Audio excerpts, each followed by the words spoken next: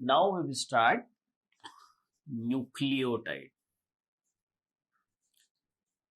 So in biomolecule chapter हम लोगों ने प्रोटीन देखा, कार्बोहाइड्रेट देखा, लिपिड देखा and there is one more nucleotide. हमें क्या क्या देखना है? कार्बोहाइड्रेट, प्रोटीन, फैट, न्यूक्लियोटाइड और एंजाइम्स देखते हैं. ये सारे हमारे बायोमोलिक्यूल्स है.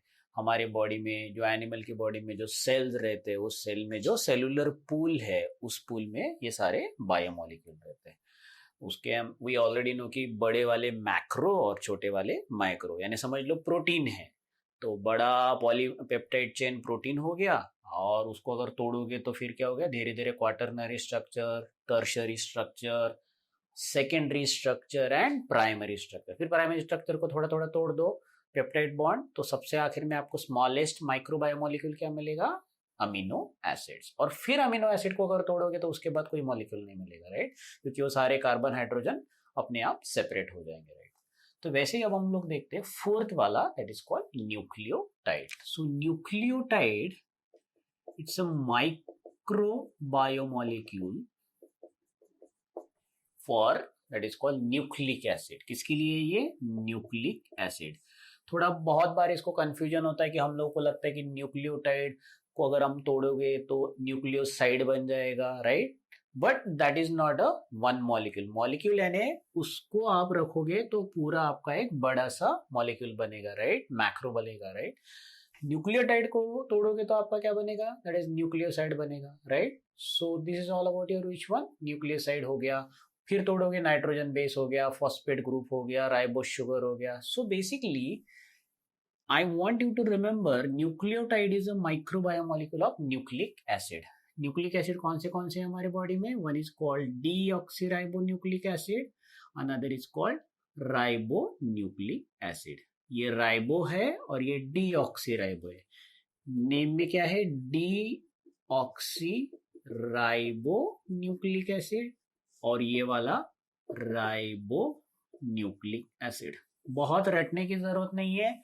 राइबोन्यूक्लिक एसिड में से एक ऑक्सीजन आप कम कर दो तो क्या बन जाएगा? डीऑक्सी. राइबोन्यूक्लिक एसिड में से एक ऑक्सीजन कम कर दो तो क्या बन जाएगा? Deoxy ribonucleic acid. अब ये जो न्यूक्लिक एसिड है उसका जो यूनिट है माइक्रोबायोमोलिक्यूल, दैट इज कॉल्ड न्यूक्लियोटाइड. तो nucleotide is made up of pentose sugar. जब हम लोगों ने कार्बोहाइड्रेट पढ़ा था तो उसमें हम लोगों ने देखा था hexose, pentose, right? Plus nitrogen base और तीसरी चीज इसमें रहेगी that is phosphate group. Third one is phosphate group. यानी आपका पेंटो शुगर हो गया, नाइट्रोजन बेस हो गया और आपका ये जो रेड है that is called phosphate group हो गया, right? So if you want to draw the nucleotide, so first हम लोगों को क्या पढ़ना है? Pento sugar. पेंटो शुगर दो टाइप के रहते हैं. वन इज कॉल्ड, अभी देखा हम लोगों ने, एक है डीऑक्सी राइबोज शुगर और दूसरा है राइबोज पेंटो शुगर. दोनों पेंटो शुगर है, राइट? डीऑक्सी राइबोज और राइबोज. तो पहले हम लोग राइबोज निकालते हैं, right? So ribose sugar is a pentose sugar, 1 carbon atom, 2 carbon atom, 3, 4, and then this is the fifth one. This is which one? That is your fifth carbon atom, right? So 1, 2, 3, 4 and this one is fifth number. तो ये कौन सा हो गया आपका? Ribose sugar. Ribose sugar में हर जगह आपका HOH रहेगा, ओके? तो यहाँ पर भी आपका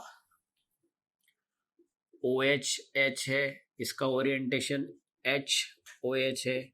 सो राइट, सो यहाँ पर भी हाइड्रोक्सिल ग्रुप है और यहाँ पर भी हाइड्रोक्सिल ग्रुप है, राइट? सो हर जगह हाइड्रोक्सिल ग्रुप है जहां पर उनको वैलेंसी मेंटेन करना है. तो ये हो गया आपका किसका? राइबोस का फॉर्मूला. अब हम लोग लिखते हैं डीऑक्सीराइबोज में सेम रहेगा. Carbon number 1, carbon number 2, carbon number 3, carbon number 4, carbon number 5. अब यहां पर कार्बन नंबर 2 में यहां पर तो HOH हो गया, राइट?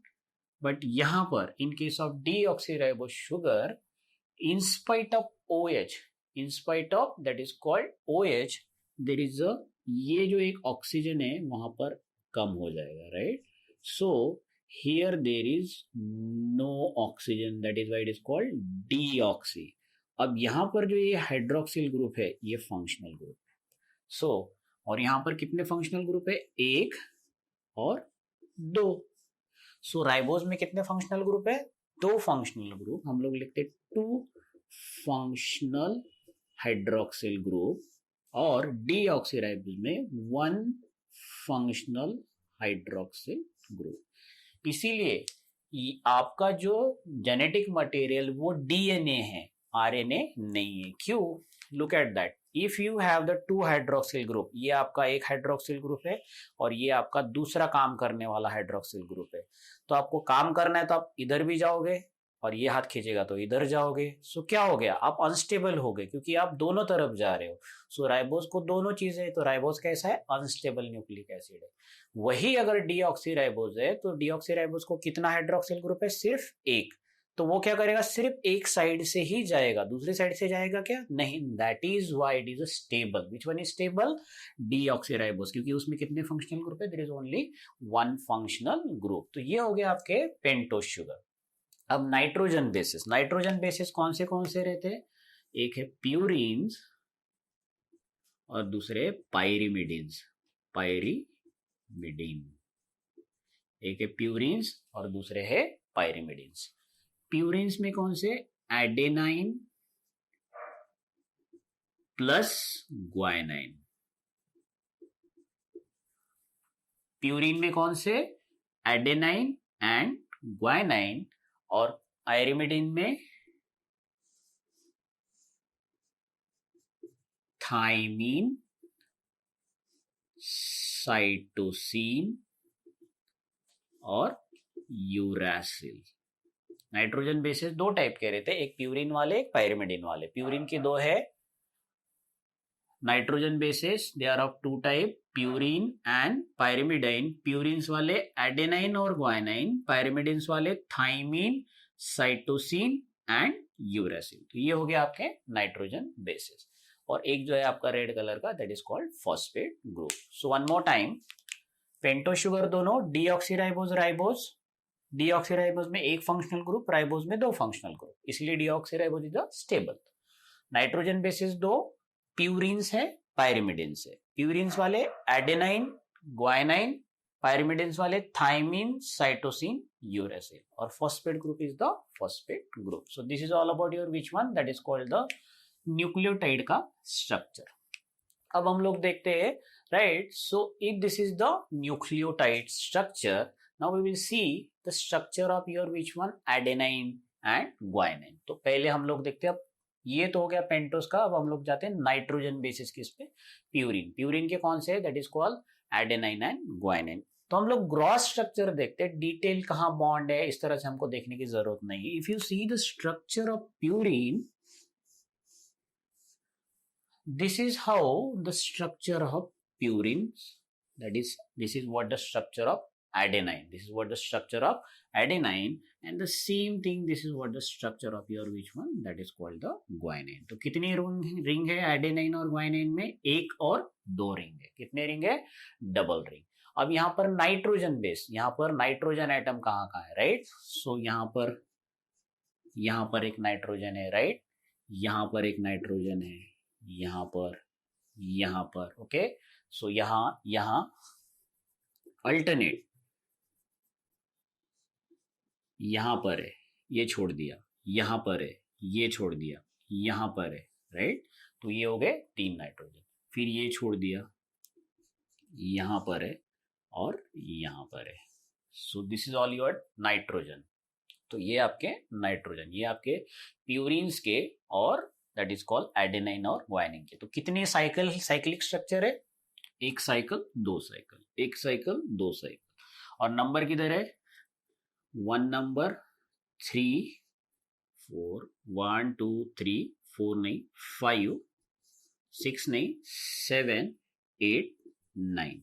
ओके, तो ये नंबर आपको याद रखने हैं। This is all about your which one, purines वाले एडेनाइन एंड ग्वाइनिन। अब pyrimidines, okay, now we will see the pyrimidine जो भी है, तो पायरिमिडिन में 2 रिंग नहीं रहती। जो भी आपका हो structure, either it is cytosine हो, यूरेसिल हो या थायमीन हो, okay, here there is only एक रिंग है तो 2 ही नाइट्रोजन रहेगी ना, राइट। ओके, सो बेसिकली इनको अगर आप इनको साइटोसिन बोलना है, तो ये आपका साइटोसिन हो गया। साइटोसिन थोड़े थोड़े स्ट्रक्चर चेंज रहते, यहाँ NH2 रहेगा अटैच, यहाँ पर आपका डबल बॉन्ड से ऑक्सीजन रहेगा, यहाँ पर आपका ऑक्सीजन रहेगा, राइट, यहाँ पर भी आपका ऑक्सीजन। तो ये सारे स्ट्रक्चर बदलते हैं। You don't have to go in a detail of the structure of the pyrimidine. आपको सिर्फ इतना याद रखना है कि प्यूरिन में अगर आप देखोगे तो 2 साइक्लिक स्ट्रक्चर है। पायरिमिडिन में एक ही है, थायमाइन हो, साइटोसिन हो या यूरेसिल हो, एक ही साइक्लिक स्ट्रक्चर है। और दूसरी चीज आपको याद रखनी है, प्यूरिन्स में 1 2 3 4 5 जगह आपको नाइट्रोजन दिख रहे हैं, और पायरिमिडिन्स में 1 और 2 ही जगह दिख रहे हैं। कहाँ दिख रहे हैं? 1 और 2। This is the difference between purines and pyrimidine, ये आपको याद रखना है, right. Whatever it is, either it is adenine, guanine or it is a cytosine thymine। तो क्या क्या याद रखने को बोला था मैंने आपको? एडेनाइन में और ग्वाइनाइन में 2 साइक्लिक स्ट्रक्चर है और नाइट्रोजन एटम 5 जगह पर है। ये तीनों जगह 1 साइक्लिक स्ट्रक्चर है और नाइट्रोजन एटम सिर्फ 2 जगह है, right. That's what they are asking in your exam. So this is the difference between your purines and pyrimidine. तो हम लोग अगर आपको कभी भी डिफरेंस पूछा प्यूरिन्स और पायरिमिडिन में क्या डिफरेंस है, सबसे पहला प्यूरिन्स कौन से? एडेनाइन, ग्वाइनाइन। पायरिमिडिन कौन से? Thymine, cytosine and uracil. ये सबसे पहला। जब आपने रिंग देखी थी तो इस तरह से रिंग थी, 1 2 3 4 5 6 7 8 9। So it is 9 membered ring structure बोलते प्यूरिन को। और वही आपने अगर जब पायरिमिडिन्स देखा तो पायरिमिडिन्स में कितना था? 1 2 3 4 5 6। It is 6 member ring structure. और दूसरा क्या था? यहाँ पर कितने नाइट्रोजन एटम है? Sorry, I right here 5, it is 4 nitrogen atom है, यहाँ पर 2 नाइट्रोजन है, ओके, 4 नाइट्रोजन। और कहाँ कहाँ है हम लोग एक बार वापस निकलते, वो स्ट्रक्चर हम लोग एक बार वापस देखते, राइट। सो बेसिकली कहाँ कहाँ 4 स्ट्रक्चर है, right. So nitrogen in case of purine हम लोग देख रहे हैं, राइट। प्यूरिन के इसमें नाइट्रोजन हम लोगों को देखना है। मैंने तुमको ये NH2 वाला N बोला था, वो नहीं है, दिस इज द NH2 वाला N। यहाँ पर एक नाइट्रोजन है, ओके।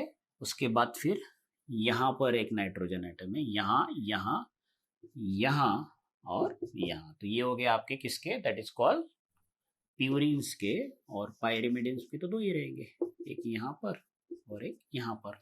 तो उनकी जो पोजीशन है, the position is very very important, right. So position क्या होगी अभी इनकी, राइट। हम लोग पोजीशन अगर नंबर वाइज देखेंगे, राइट, सो जो डिफरेंस हम लोग देख रहे हैं, तो पोजीशन में है 1, ये 2 नहीं है, 3 है, 4 5 6, ये इसका खत्म हो गया। 1 2 3 4 5 6 खत्म हो गया। फिर 7 8 9। सो कहाँ कहाँ है? 1 में है, 3 में है, 7 में है और 9 में। यहाँ पर 1 2 3 4 5 6। सो यहाँ पर कहाँ कहाँ है? 1 में है और 3 में है, 1 and 3। So you have to remember that जब मैंने प्यूरिन्स और पायरिमिडिन का स्ट्रक्चर बोला था ना, तो we start with this NH2। यहाँ पर 1 है नहीं, दैट इज द NH2। आपको यहाँ करेक्ट करके याद रखना है, this is the ring purines वाली bicyclic. It is your which one? 1 2 3 4 5 6 7 8 9, 9 membered. 1 पे एक है, 3 पे एक है, 7 पे एक है और 9 पे एक है, right. So this is all about your which one, that is called purines और पायरिमिडिन्स का डिफरेंस। तो आपको पूछते हैं ये 1 3 7 9 और इसमें कौन सा एडेनाइन ग्वाइनिन उसमें। So this is all about the difference between your which one, that is called purines and pyrimidines. तो ये हो गया आपका प्यूरिन्स एंड पायरिमिडिन्स में। एक इंपॉर्टेंट हम लोग भूल गए थे यहाँ पर, 1 3, दूसरे रिंग में 7 एंड 9, यहाँ पर एक ही रिंग है तो 1 और 3 पे ही कार्बन रहेंगे. So nitrogen 2. सो मैंने यहाँ 5 बोला था, it's not 5, it is only the 4. So this is all about your which one, purine and pyrimidine. अब ये हो गया आपके स्ट्रक्चर. फॉस्फेट ग्रुप तो फॉस्फेट ग्रुप है, उसके लिए पढ़ने की कोई जरूरत नहीं है आपको. कोई भी phosphate group, that is phosphoric acid, कुछ भी H2 3 H3PO4, राइट, तो वो हो गया आपका फॉस्फेट ग्रुप. अब जब न्यूक्लियोटाइड देखते हैं हम लोग, when you talk about nucleotide, ये तो हम लोगों ने इसमें देखा टुकड़े टुकड़े करके. ये पेंटोस का स्ट्रक्चर हो गया, नाइट्रोजन बेसिस का हो गया, फॉस्फेट का. Whenever we talk about the nucleotide, this is your pentose sugar, ये जो ब्लैक कलर का निकाला मैंने. So this is your which one, that is called pentose sugar. Carbon number 1 2 3 4 और this one is carbon number 5. Now nitrogen base, ये जो nitrogen base है blue colour के, वो कहाँ अटैच रहते हैं? ये कभी भी आपके कार्बन नंबर 1 को अटैच रहेंगे, आपके nitrogen base. So nitrogen base कहाँ अटैच रहते हैं? Carbon number 1 of pentose sugar. And this bond is called glycosidic bond, क्योंकि ये शुगर को लग के, शुगर के साइड में जो बॉन्ड है, sugar, pentose sugar, it is glycosidic bond. दूसरा, okay, now the second one, this phosphate group is attach to the carbon number 5. ये जो रेड कलर का आपका फॉस्फेट ग्रुप है, it is attach to the carbon number 5. और कौन सा bond है? दिस इज कॉल्ड, यहाँ एक बॉन्ड रहेगा, this bond is called ester bond, क्योंकि एस्टेरिफिकेशन होके बॉन्ड तैयार होता है. This is called ester bond. बहुत सी बुक में इसको डाएस्टर बॉन्ड लिखा है. हाँ, क्या लिखा है? डाएस्टर. इसको एस्टर ही बोलते हैं, लेकिन जब इसके नीचे एक दूसरा जब न्यूक्लियोटाइड आ जाएगा, यहां पर आपका हाइड्रोक्सिल ग्रुप है और यहां आपका carbon number 5.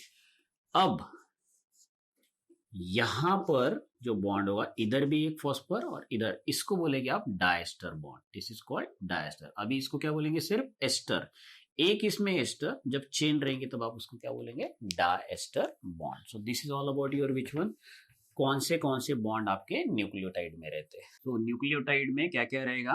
Phosphate group, nitrogen base and pentose sugar. Phosphate group कहाँ अटैच रहेगा? कार्बन नंबर 5 पे the bond is ester bond, और कार्बन नंबर 1 पे क्या अटैच रहेगा? Nitrogen base with the help of glycosidic bond. अगर आपको पूछा गया कि कौन सा बॉन्ड रहता in case of nucleotide, there are 2 bond, one is called glycosidic bond and another is called ester bond. सो ये हो गया आपका structure of nucleotide. So this is very important. Nitrogen base कुछ भी रह सकता है यहाँ पर, adenine, guanine, thymine, cytosine, uracil. Now this glycosidic bond appears between first carbon and the first carbon of sugar and the nitrogen number 1 in pyrimidine. हम लोगों ने देखा था ना, अगर जब हम लोगों ने प्यूरिन का स्ट्रक्चर देखा, पायरिमिडिन का स्ट्रक्चर देखा, तो हम लोगों ने नाइट्रोजन नंबर देखे थे. तो प्यूरिन के नाइट्रोजन नंबर क्या है? 1 3 7 9. यानी एडेनाइन और ग्वाइनाइन के नंबर क्या है? 1 3 7 9 नाइट्रोजन आइटम के. और पायरिमिडिन में 1 और 3 है. पायरिमिडिन कौन से? Thymine, cytosine, uracil. अगर बहुत डिटेल में अगर आपको क्वेश्चन अगर एमसीक्यू आया, right, this is like a hard question. So nitrogen item pyrimidine में जो आपके ये वाला नाइट्रोजन आइटम यहाँ अटैच रहेगा, लेकिन पायरिमिडिन में, राइट. और अगर प्यूरिन देखा तो प्यूरिन में 9 नंबर वाला अटैच रहेगा यहाँ पर, राइट. तो आपको एमसीक्यू में पूछ सकते कि carbon number 1 of pentose sugar जो भी है, राइबोस है या डी ऑक्सीराइबोस में है, उसको कौन से नंबर का नाइट्रोजन, एडेनाइन और ग्वाइनाइन, ये दोनों का कौन से नंबर का नाइट्रोजन अटैच रहता. तो आपको पहले सोचना है एडेनाइन और ग्वाइनाइन क्या है. What is this adenine, guanine? They are purine, they are basically purine. और प्यूरिन का कौन सा नंबर का अटैच रहता? 9. तो आपको 9 नंबर कार्बन. अगर वही कार्बन नंबर 1 को ड्यूरिंग द फॉर्मेशन, अगर समझ लो ये हो गया आपका कौन सा, that is called the pyrimidines का, ये प्यूरिन्स वाले हैं और ये पायरिमिडिन्स। तो पायरिमिडिन में कौन से नंबर का, लाइक थायमिन, साइटोसिन, यूरेसिल, ये जो आपके नाइट्रोजन बेसिस है दैट इज कॉल्ड, ये है, ये जो भी है दैट इज कॉल्ड पायरिमिडिन्स, कौन से नंबर का नाइट्रोजन अटैच रहता है, तो आपको याद रखना है 1 नंबर का। तो ये बहुत ज्यादा डिटेल में अगर पूछा तो, but the bond is glycosidic bond, okay. तो यहाँ का तो कार्बन नंबर 1 है, लेकिन यहाँ का क्या अटैच है, नाइट्रोजन एटम अटैच है। अगर पायरिमिडिन है तो कौन सा है आपका, पायरिमिडिन रहा तो 1 और प्यूरिन रहा तो 9, प्यूरिन 9, प्यूरिन में N है, okay, purine, okay, that is the 9 and pyrimidine that is 1, okay। तो इस तरह से आपको याद रखना है, that is, and this is your which bond, this is your phosphoester bond और it is the, और अगर नीचे अगर चेन में आएगा तो डाएस्टर बॉन्ड बोलते हैं, क्योंकि दो जगह दो मॉलिक्यूल को अटैच है, तो डाएस्टर। अभी तो एक ही निकाला है हम लोगों ने, तो इसको फॉस्फोएस्टर बॉन्ड बोल सकते हैं, एस्टर बॉन्ड, और you can say phosphoester bond. सो ये हो गया आपके न्यूक्लियोटाइड के bond. Now nucleotide with more than 1 phosphate group, अगर यहां पर एक से ज्यादा दूसरा फॉस्फेट ग्रुप आया, right, and specially the nitrogen जो बेस है यहां पर, ये अगर एडेनाइन रहा यहां पर, तो ये क्या हो गया, एडेनिन डाइफॉस्फेट, ADP। समझ में आपको ADP। अगर यहां 3 फॉस्फेट ग्रुप अटैच रहे एडेनाइन, तो आप क्या बोलोगे उसको, एडेनाइन ट्राइफॉस्फेट। ये है आपके एटीपी का स्ट्रक्चर। अगर यहाँ पे G रहा, ग्वाइनिन रहा, तो GDP, GTP। अगर यहाँ सिर्फ एक ही रहा तो इसको हम लोग AMP भी बोल सकते हैं, राइट, एडेनाइन अगर रहा तो। सो this is how ATP, ADP और GTP फॉर्म। लेकिन वो हमें सिर्फ अभी न्यूक्लियोटाइड का स्ट्रक्चर देखना है, इसलिए हम लोगों ने यहाँ एडेनाइन नहीं लिखा, हमने लिखा कोई भी प्यूरिन या पायरिमिडिन यहाँ पर अटैच हो सकता। Now this nucleotide of their is a vitamin that is called nicotinamide. Nicotinamide में क्या रहता, निकोटिनामाइड जिसको हम लोग बोलते हैं, या राइबोफ्लेविन हो गए, nucleotide of nicotinamide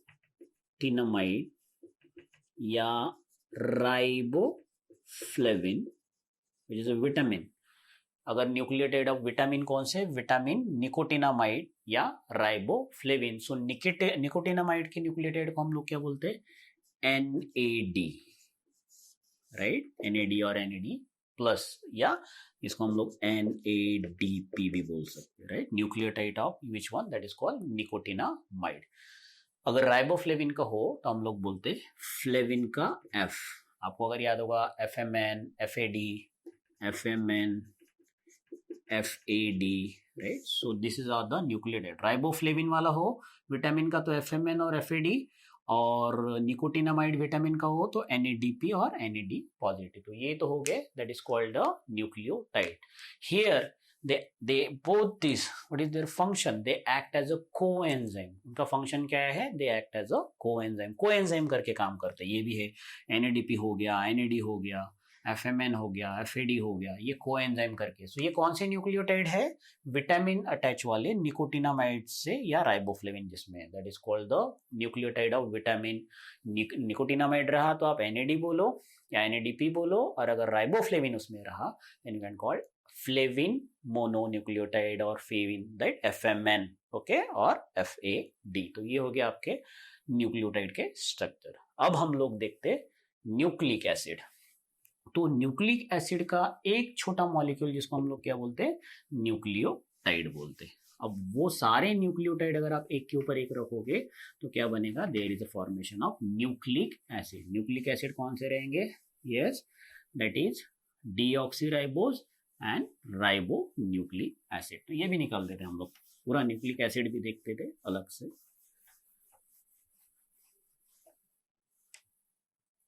So now we will start nucleic acid. How the nucleic acid form, with the help of छोटा मॉलिक्यूल न्यूक्लियोटाइड। और न्यूक्लियोटाइड कैसे फॉर्म होता, ribose, that is ribose sugar, either it is ribose और deoxyribose, phosphate group and nitrogen base, ये तीनों मिला के आपका न्यूक्लिक एसिड तैयार होता है. So first time nucleic acid किसने रिपोर्ट किया? That is called Friedrich Miescher. FRID, Friedrich, that is called Mischer.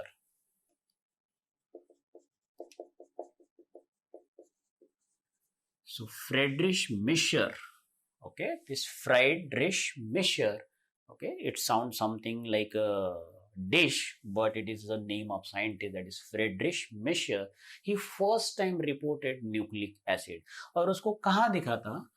जब वो पस के सैलाब, जो वुंड रहता, जो भी जख्म रहती, वहां से जो पस निकलता, उसमें उसको कुछ सेल देखे उसने, और उस सेल में उसको न्यूक्लियस के अंदर कुछ तो भी दिखा. एंड देन ही थॉट कि कुछ तो भी है न्यूक्लियस के अंदर, क्या है, और फिर उसने नाम दिया था उसका न्यूक्लियन.